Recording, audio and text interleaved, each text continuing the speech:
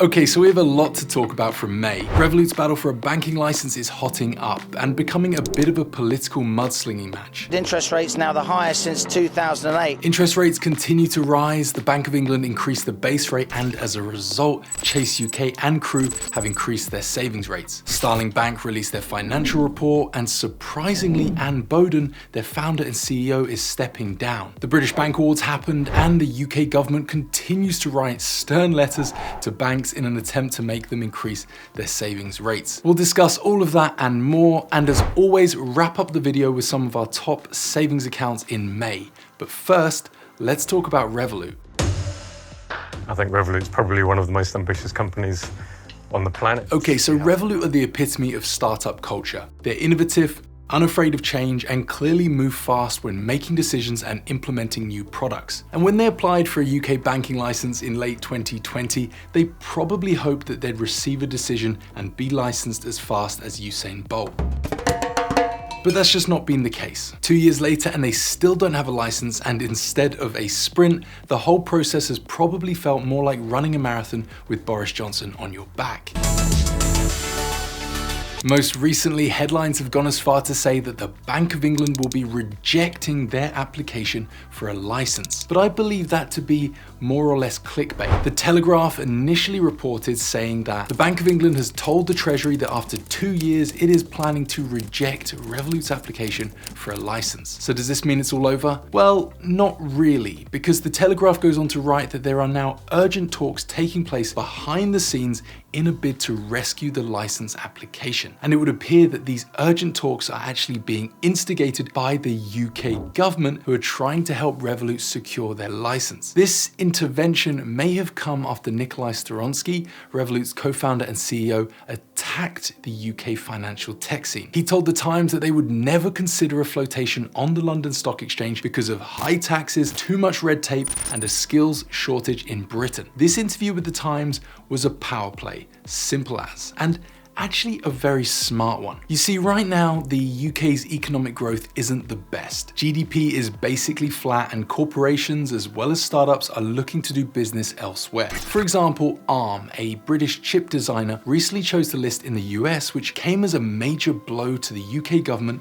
and Prime Minister Rishi Sunak, whose ambition is to make London a global tech hub. Not only that, but Tom Blomfield, who you may remember founded Monzo, recently said to Bloomberg that listing a company in London was a real problem. He even said it was brave of Wise to go public in the UK, and he thinks the US is a much more accepting place for high growth tech companies like Monzo, like Wise, and like Revolut. And these are just a couple of examples where people have openly criticized the entrepreneurial and tech opportunities within the UK. So if Revolut doesn't get a banking license here, they also may look elsewhere, and that could mean moving their head office abroad, or if they were to ever go public like Arm, they might only list in the US. And all of that would be a nightmare for the UK government, hence their intervention, which might actually work. According to the FT, talks between Revolut and the UK's banking regulators are ongoing. And now, in order to secure a license, they must simplify their structure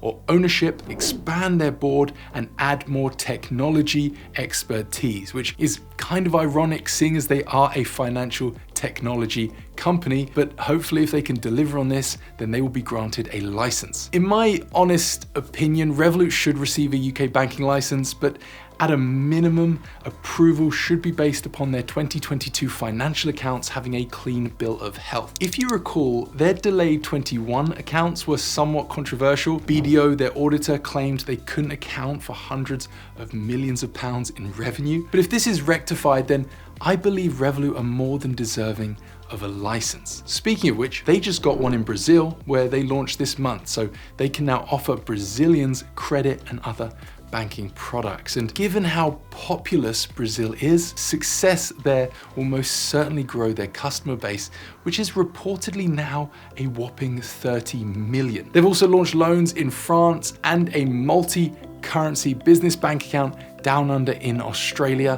where they're also looking to secure a banking license.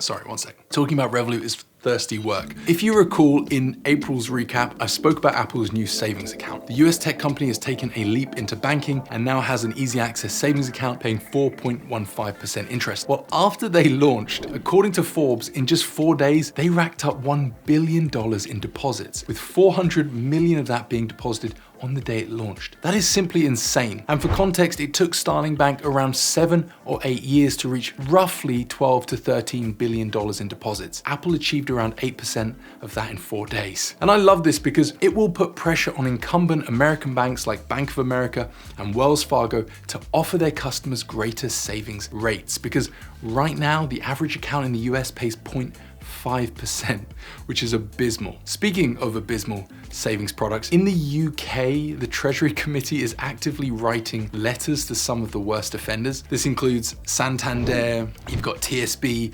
Nationwide, and Virgin Money, who are the biggest culprit of them all with a 0.25% everyday saver account. Although I'm not sure how effective writing a letter will actually be. It just reminds me of when I would get into trouble at school and they'd write a letter to my parents, which I would miraculously lose. I hope this is a bit more effective though, but I'm not going to hold my breath. Perhaps this isn't a bad thing though, because it incentivizes people to switch to providers like Chase UK and Kroo, both of which increased their rates only this month. Kroo's current account from the 1st of June will be increasing from 3.33% to 3.6%.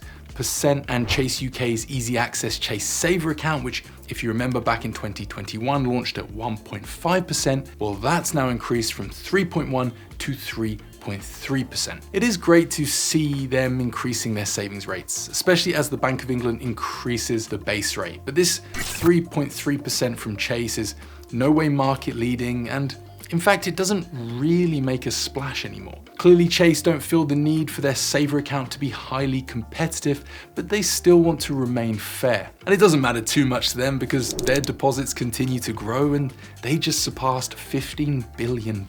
So what they're doing is clearly working, and so much so that they won Best Savings Account at the British Bank Awards. In fact, they also won Best Current Account and the biggest award of the night, Best British Bank. An accolade that over the past few years has been going back and forth between Monzo and Starling. These awards are decided by vote. Typically, the banks with the largest communities will be the most successful because they have the largest pool of potential voters to call upon. You may have even received emails from providers or banks asking for your vote. Why do I bring this up? Because I think it is fascinating to see Chase UK win, and it just reiterates the speed at which they've scaled and grown in popularity in such a small amount of time. Monzo and Starling for a while have had somewhat of a duopoly over these awards. They frequently win various categories because yes, they have a great product, but also they have really engaged communities and loyal customers who vote for them. But this year,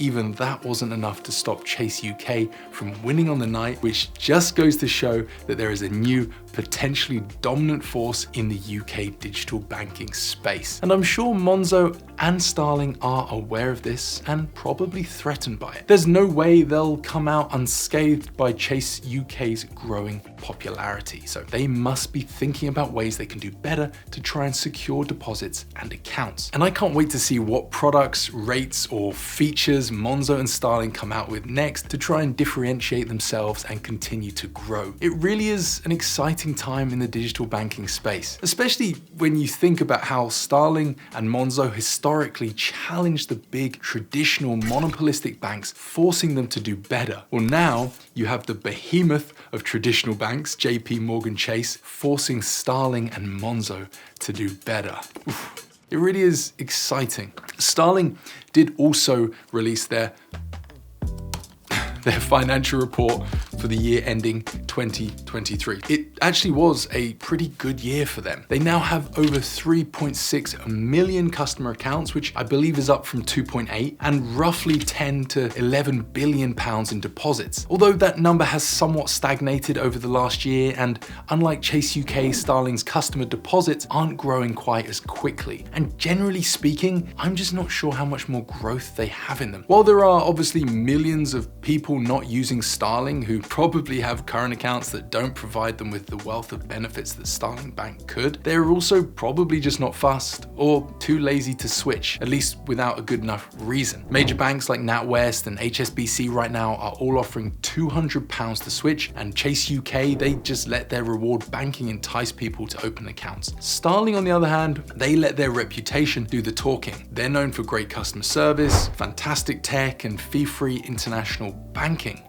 But don't you think that's all a little safe and boring? I'd love to see them do an easy access, high interest savings account, or at least increase their current account interest rate, which is currently only 0.5%. Or what about this? Actually, this is probably very unlikely, but what about cashback on everyday spending? Perhaps in the form of a credit card, which they are yet to do. Wouldn't that be nice? Now, Anne Boden, their CEO and founder, has announced she is stepping down, which really marks the end of an era. Anne is a literal hero in the digital banking space, and her founding story of Starling is fascinating. We did make a video on this, which if you haven't seen, I really recommend you watch, and I'll link it below in the description box. So here's a few interesting current accounts and savings accounts from around the world. Our German content writer Jan shared with me some great German savings accounts, and I've also got some alternatives to Apple's savings account for Android users in the US. Wise continues to be the standout, somewhat easy access savings account in the UK, and I'm sure it'll reach 4% in the coming weeks. The closest thing to Wise in the UK is Chip at 3.82%, and while the Wise account is technically a low risk fund, it does share similarities with Chip and other easy access savings accounts. You do get FSCS protection, and you can access pretty much all of your money at any time. There's also no limit on how much you can deposit and earn interest on. It's a really compelling account, and if you're interested in opening an account with Wise, then click the link in the description box below. That's an affiliate link, so by using it, you'll be supporting myself and the channel. As always, none of what I've mentioned in this video should be considered financial advice, and thank you for sticking around with me to the end of the video. Drop me a comment below if you have any questions or thoughts, and I'll see you in the next video. Goodbye.